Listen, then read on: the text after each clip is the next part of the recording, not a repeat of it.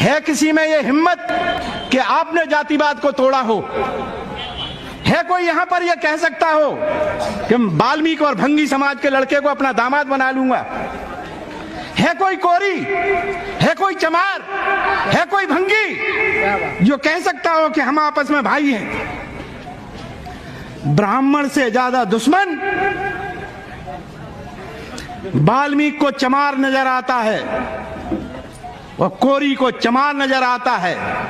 क्या इस को तोड़ सकोगे? अगर इसको तोड़ते हो तो लो संकल्प, लगाओ नारा जय भीम। नहीं लगा सकते क्योंकि बेईमान हम खुद हैं। इस देश में घृणा का बाजार किस स्थिति तक है? मैं नहीं कहता कि होली पवित्र थी या होलिका पवित्र थी। मैं मानता हूं, तुमने देखा होगा, तुम्हारे ग्रंथों में लिखा है कि होलिका एक गलत औरत थी। क्या सदियों से आज तक तुम उससे बदला नहीं ले पाए? आज भी नारी होली को जला करके कहती है मैंने अपनी बहन को जला दिया है, बहुत अच्छा पवित्र काम किया है। शर्म आनी चाहिए इस देश की उन नारियों को जो अपनी बहन को जला करके कहती हैं कि मैंने ये पर्व मनाया है। जो विद्वान इस बात को कहते हैं कि रावण बहुत विद्वान था, उस समय का सर्वोच्च विद्वान था, शर्म आनी चाहिए इस देश के लोगों को जो इस बात को कहते हैं कि हमने इतने बड़े विद्वान को जलाकर राम के राज को लाए थे। ठीक यही काम डॉक्टर अंबेडकर और उनकी सोच को जलाकर लोग बाग उसी व्यवस्था को लाना चाहते हैं। विद्वता की इस देश में कभी भी कोई कीमत नहीं रही है। यहाँ चोर, बेईमान या ये कहिए का सामाजिक तत्वों के नाम से धर्म बनाए गए, त्योहार बनाए गए, त्योहार गढ़े गए।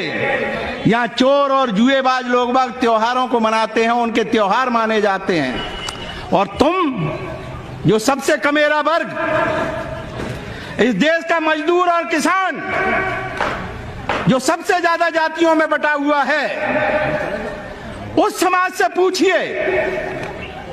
आज किसान कहता है कि हम आत्महत्या करते हैं। किसने कहा था किसान से कि वोट देना जाति के नाम पर? जो खेल यहां इस देश में खेला गया, हमने 4-5 परिवारों को देखा है।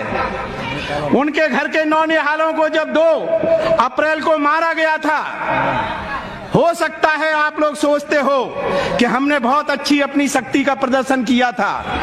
ये तुम्हारा भ्रम है। अभी भी आप झूठ पर खेल रहे हो। जो अनटचेबिलिटी एक्ट के तहत न्याय किया गया था, वो न्याय नहीं था, वो प्रायोजिक व्यवस्था थी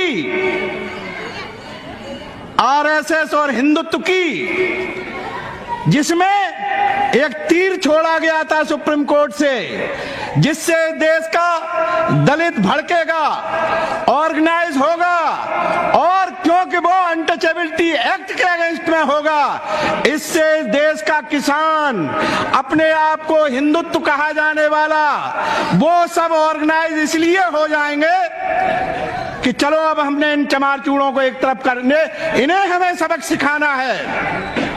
इसलिए पूरा हिंदुत्व एक हुआ और 1900 के चुनाव में 19 के चुनाव में इसी आधार पर आपको कुचलने के लिए इस देश ने हिंदूवादी शक्तियों को मजबूत किया, जिसका परिणाम आज आप देख रहे हैं। आज हम तो मजदूर, अपने आप में पीड़ित और प्रताड़ित समाज के लोग, हम अपने मान सम्मान की अभी कीमत नहीं समझते हैं। अब तो हमने अंगड़ाई लेना शुरू किया है। अब हम अपनी आजादी की लड़ाई इन नौजवानों के भरोसे लड़ना चाहते हैं। बाबा साहब डॉक्टर अंबेडकर जब थे, हमारे पास ये पढ़ा हुआ नौजवान नहीं था, हमारे पास ये बहनें नहीं थी जो अपने आप में ये सोच सकती कि सम्मान क्या होता है, धर्म क्या हो सकता है, शिक्षा क्या होती है, विकास क्या होता है, अच्छे तरह से रहना खाना पीना क्या होता है, ये हमारी उस समय की माताएं बहनें नहीं समझती थी। आज हम ये जान गए हैं कि आजादी का अर्थ क्या होता है। आज हम ये जान गए हैं कि गुलामी किस चीज को कहते हैं। तो अब तो हम ये अंगड़ाई लेकर के अपने संविधान को अपने सीने से लगा के 70 वर्ष तक जो जुर्म, अत्याचार और अपमान हम अकेले दलितों ने भुगता है, आज उस संविधान को लेकर सीने से लगाकर आज जो लोग कस्में खा रहे हैं भारत के संविधान की, आज जो पढ़ा लिखा वर्ग जिसमें ब्राह्मण भी है, क्षत्रिय भी है, वैश्य भी है, लेकिन वो संख्या में कम है, आज वो तैयार है कि अगर इस देश को देश रहना है, इस देश को भारतवर्ष रहना है, इस देश को आजाद रहना है, अगर इसमें आजादी से सांस लेनी है तो भारत के इस संविधान को जिंदा रखना बहुत जरूरी है। आज हम सुप्रीम कोर्ट से उम्मीद रखते हैं कि वह संविधान की रक्षा के लिए आगे आए। आज 4 जज सुप्रीम कोर्ट के कहते हैं कि इस देश का संविधान खतरे में है। उस पर कोई चर्चा क्यों नहीं होती, उस पर कोई मंथन क्यों नहीं होता?